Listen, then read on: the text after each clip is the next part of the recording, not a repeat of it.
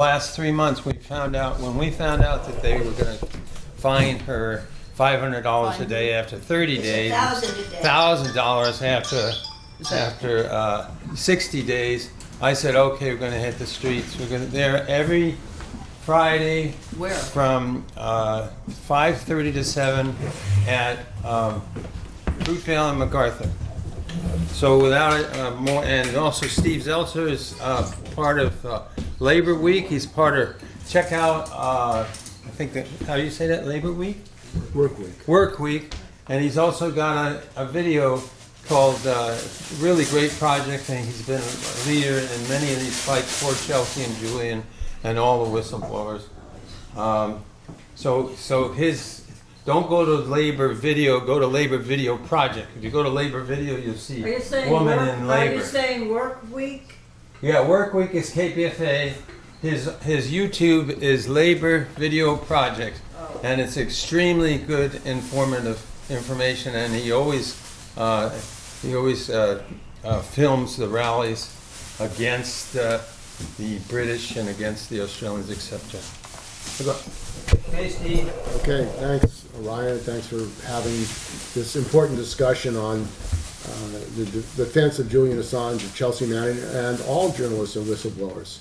Because it's not just about these two individuals. So, what are we talking about with the vicious attack on Julian Assange, Chelsea Manning, Snowden, and many other journalists? We're talking about a crisis of imperialism, is what we're talking about. The imperialists do not want the truth revealed about what is going on. That is what this is all about. If they were telling secrets about other things, you know, that would be fine. But when you talk about the crimes of the United States in Iraq, the crimes of the United States in Libya and Honduras by Hillary Clinton, when she was involved in the overthrow of the government and creating this desperate situation of people, she, of course, there are no crimes for her. There are no criminal prosecution. One good thing, I think, is we could have, I mean, in this period with this crisis, internal crisis of capitalism, we could have hearings in the Congress against Trump and the crimes of Trump and his gangsters, and hearings in the Senate on the crimes of the Democrats. Biden and his son in Ukraine is, I mean, the privatization of Ukraine is a crime. Yeah. It's the looting of Ukraine. Both parties, it's a bipartisan project to destroy Ukraine and loot it. And both of the parties are involved in it. So I think we have an opportunity, and this is the kind of crimes that were being exposed in WikiLeaks. The crimes of both parties. It wasn't just the Democrats. So we have to fix this issue or look at this issue from the point of view of what's happening with imperialism and what that means. And I think, you know, also it's not something out there. It's right here in the Bay Area. There is a journalist, Brian Carmody, who I don't particularly agree with his politics, but he released information about the around the murder of Jeff Adachi, the district attorney. And lo and behold, he was attacked by the police. His home was raided. His office was raided. They put him in handcuffs. And they had a subpoena signed by 3 or 4 subpoenas signed by judges arresting him. Now, these judges knew, some of them, that he was a journalist. There's an act called the Field Act in California, which protects journalists. So it was an illegal attack on Brian Carmody. They accused him of conspiring to get information illegally. So it was a frame-up of Brian Carmody. Now, so they have this illegal action, and guess what? The police commission, which has covered up the crimes of the police, of Greg Sir and other police who've killed African Americans and allowed racist cops to cover up after sending racist texts. Guess what? The police commission is now going to investigate the crimes that were done against Brian Carmody. You know how far that's going to go? Well, actually, the Democrats are involved in this. The Democratic mayor, London Breed, and guess where the Attorney General is? Xavier Becerra, nowhere in sight. So here's a crime by the police and the capitalist politicians in San Francisco against a journalist violating the Field Act in California. There's no investigation, there's no prosecution. by these politicians and attorney general who are supposed to be enforcing the law. When we talk about the law, what we're talking about is it's a law for the capitalist class, really. That's what the law is for. To go after working people, to go after poor people, to go after whistleblowers who are telling the truth about what the capitalists are doing or exposing the truth. The Rosenbergs. Well, Rosenbergs, I mean, there's a long history of how the law is used and not used, which we can go into. But I want to talk about, and additionally, what is the role of the labor movement and the left in the cases of Julian Assange? Well, the Newspaper Guild, of which I'm a member, you know, and the Pacific Media Workers Guild, which is the local, you would think that they would be taking a stand against the attack on Julian Assange, because under the sedition law and the other laws that they're prosecuting him on, the National Security Act, they could go after every newspaper that published anything from the WikiLeaks. They could go after journalists, saying you're committing the same things. So you would think that my union, which is part of the CWA, would take a clear stand. No! They just had a national convention. Now, what we did in the Bay Area is we organized with some other activists in the San Francisco Labor Council to pass a resolution to defend Julian Assange. And the bureaucrats of the Labor Council tried for a long time to prevent it even from being voted on, because it called out the government, the U.S. government, it called out the prosecution of him as a whistleblower, and it called out, let's prosecute the real criminals who were involved in the attacks in Iraq and around the world. Those are the people who should be prosecuted, not the whistleblowers who exposed their crimes. So after a long struggle, we actually got a resolution passed, the only resolution by any union that I know about in the United States to defend Julian Assange, to call for his freedom. So what we did is we brought that resolution to our local and said that they should endorse it. Now, this is the local representing journalists, the Chronicle, you know, different newspapers and journals. And guess what? They said, no, we can't endorse him. And one of the people said, well, he raped somebody. You know, there are charges of rape. Another person said he's not a journalist because he publishes WikiLeaks and he's not a journalist. So there were all kinds of excuses. So they actually had a vote. We forced them. They didn't even want to have a vote on this. We forced them to have a vote, and they voted 4-3 against a resolution supporting Julian Assange. So it would not go to the convention of the CWA. So you're talking about an organization which supposedly is supposed to represent journalists, and they won't even take a stand for Julian Assange, even when the Labor Council is endorsing it. Because the position of the journalists, unfortunately, in the United States, is they have to be objective. Objectivity, have you heard that word? I've never seen it. And their idea of objectivity is you can't take positions as a journalist, and not only can you not take positions as a journalist, you can't even have your union take a position as a journalist, because that would influence your reporting. This is the position of the journalist union, you know, in the United States. So, I mean, it's totally bourgeois ideology of what journalism is. The idea that journalists can't take positions, and not only that, the San Francisco Chronicle bans journalists from even marching in a women's march or an anti-war march, but they did not ban them from marching in the gay march in San Francisco. You know, that was okay, but not, you know, anti-war, not women's march. I mean, so basically they decide what you can march in and what political activity you can be involved in. And journalist Henry Knorr has been retaliated against for supporting the Palestinian struggle, for marching, for being arrested. So they have a completely double standard, and our unions need to expose this double standard, this hypocrisy of the bosses, of the owners, the Hearst Corporation. We have to educate people on who these publishing companies are. And I think that that's a critical task. Now, also the left, quote unquote left, in the Bay Area, I'm on the local station board at KPFA, I introduced a resolution to support Julian Assange, to call for his freedom. And guess what? No, what? Guess what? There are people, the majority of the local station board said, well, we can't take a position on Julian Assange. All we can do is talk about him and encourage people to talk about him. This is what they said. We can't take a position. We can't advocate the freedom of Julian Assange. And not only that, we were able, by supporters, Alex Stein and others in New York, to get a resolution back in the Pacifica board in favor of Julian Assange. They didn't even want to vote on this locally. So the resolution comes back here, and this Carol Wolfley, who's the secretary of the local station board, comes up to me and says, we want to make a little change in your resolution to take out the word freedom for Julian Assange. That's what she said to me. I said, no compromise on that. So they refused to pass a resolution. They passed a resolution and said we should talk about it, about what's happening in journalists, but not any demands. So there's going to be a meeting of the KPFA local station board on October the 19th at 11 a.m. at the South Berkeley Senior Center. People should go and protest this. And these same people are engaged in trying to shut people down, expel them if they have different points of view. And they also want to take over Pacifica, appointing a self-appointed board.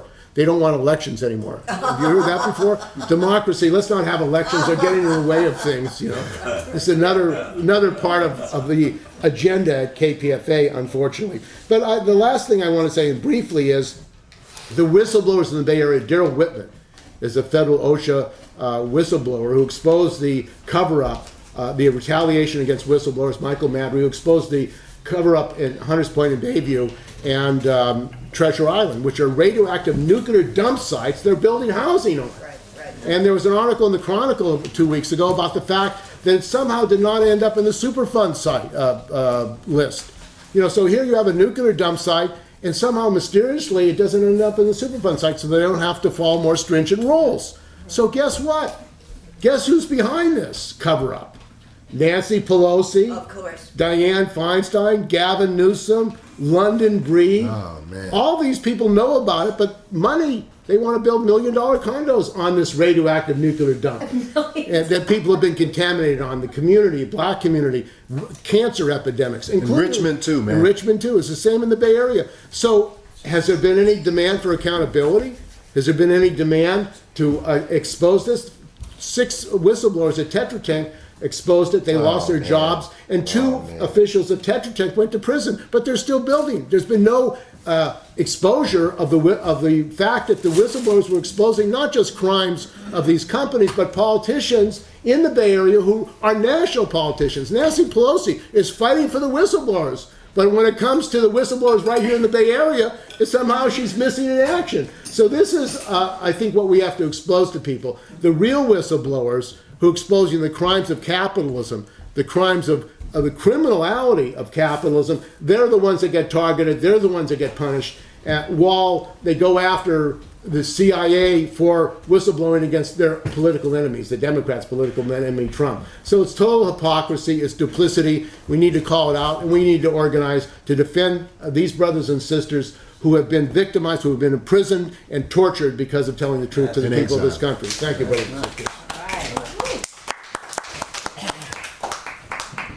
And if you want to know about Hunter's Bayview Point or other things, go to Labor Video Project, and you will see films of things like this.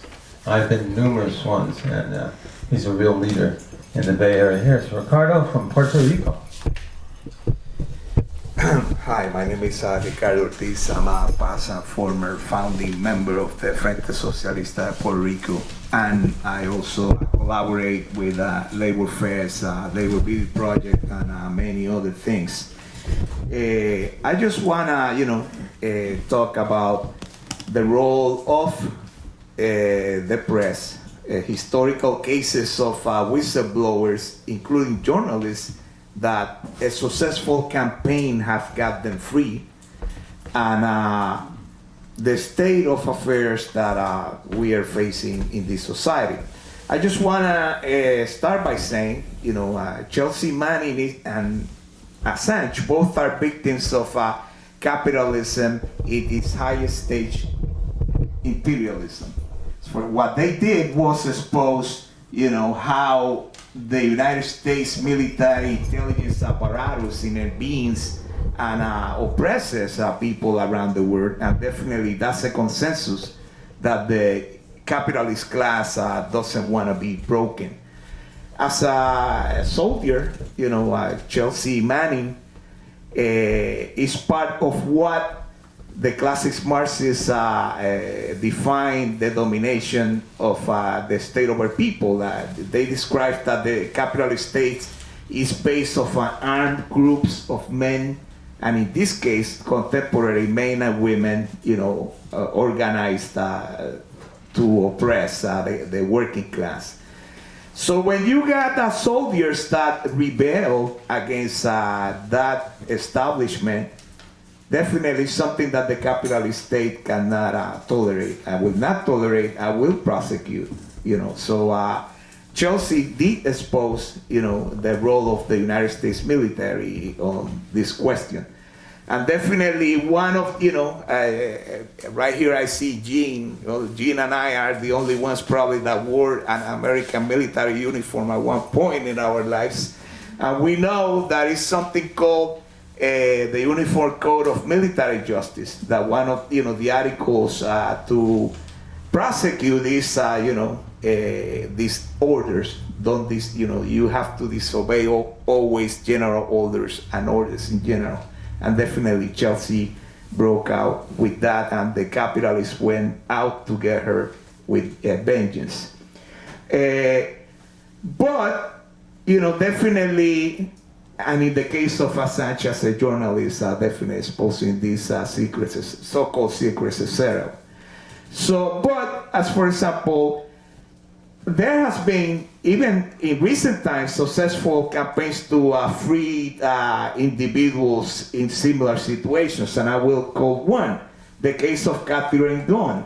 Katherine Dunn was an intelligence official in the British Government Communications Office, which is the equivalent of the National Security Agency in the United States. Katherine Dunn, she exposed a secret communication between the NSA and the British government in matters of intelligence to discredit United Nations diplomats, because they wanna, the United States wanna justify, and the British government, they wanna justify the 2003 invasion of Iraq.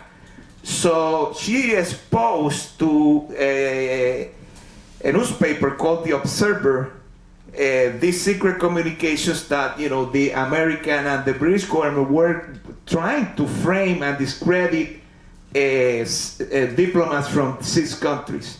So a successful campaign was organized to defend her, and ultimately the British government desist from prosecuting Miss Katherine Dunn. So thanks for the activism of the British working class, British journalists, and even there were American prominent persons involved in that defense campaign, such as Daniel Ellsberg, Jesse Jackson, etc., etc.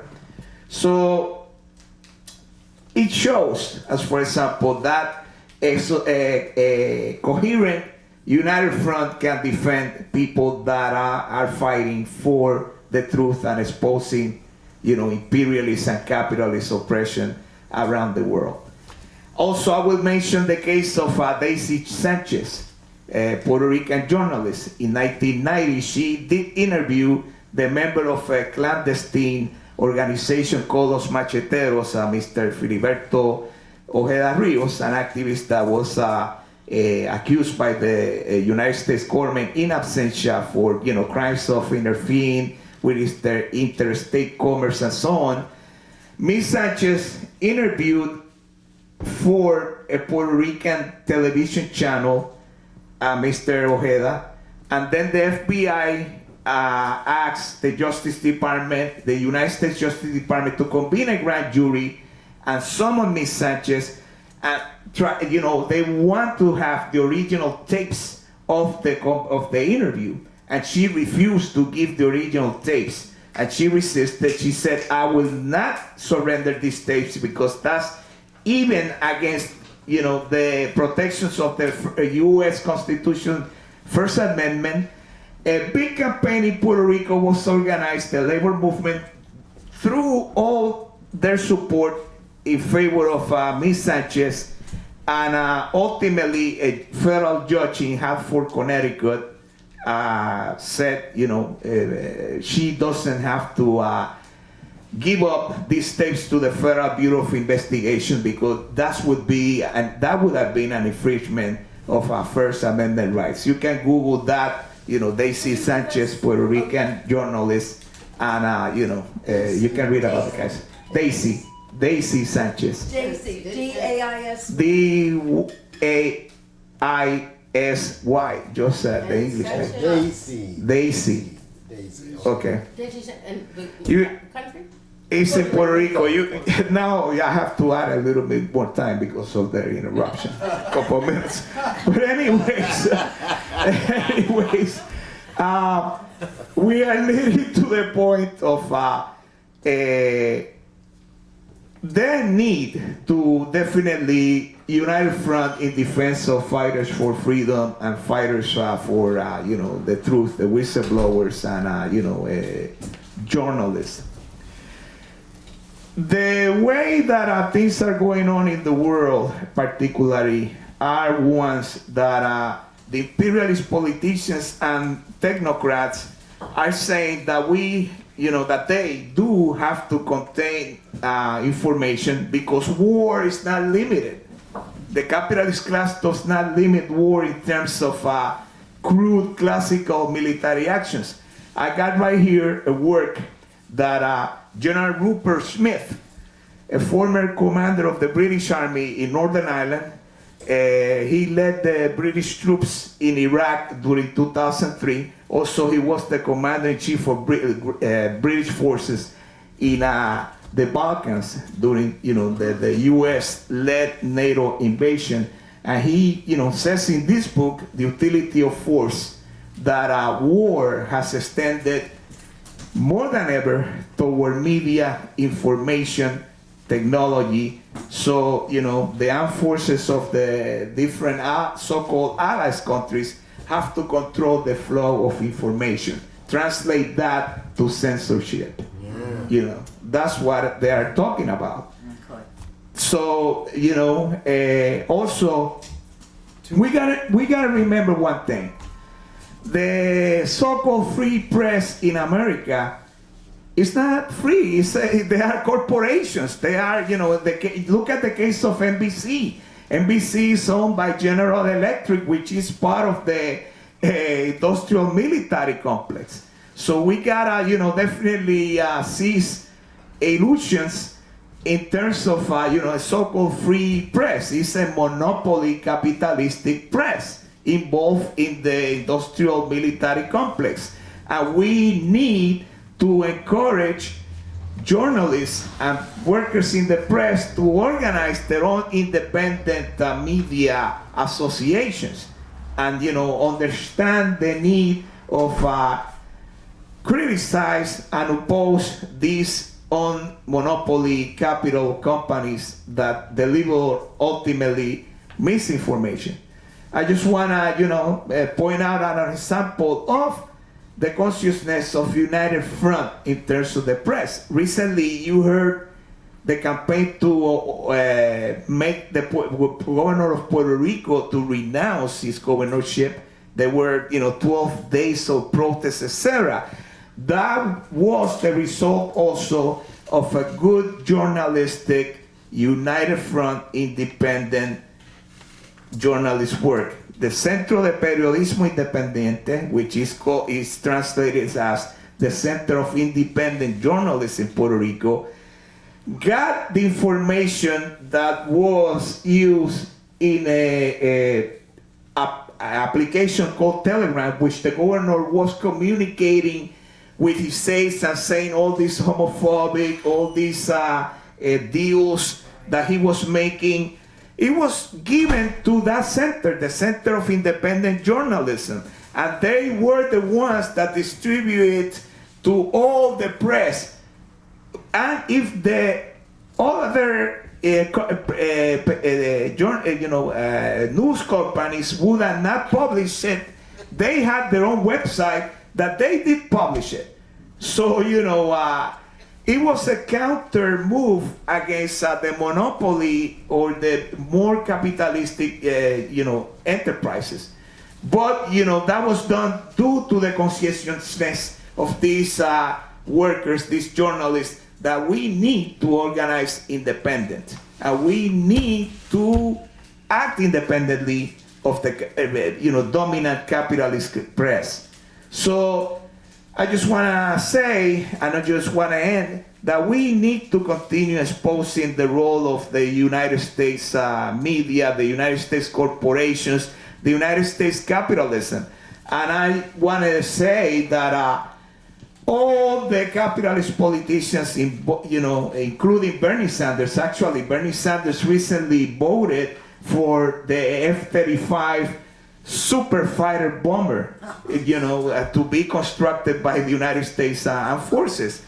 The irony is that the city council, the city of Burlington, Vermont, the city that he had been a mayor in the past, approved a resolution opposing the Vermont Air National Guard to station F-35 planes in the airport in Vermont, in Burlington. So let's be aware of these supposedly progressive politicians. Yeah. We need to organize politically independently, and we need to create a working class party that champions the demands and the needs of the oppressed. Thanks. Yeah.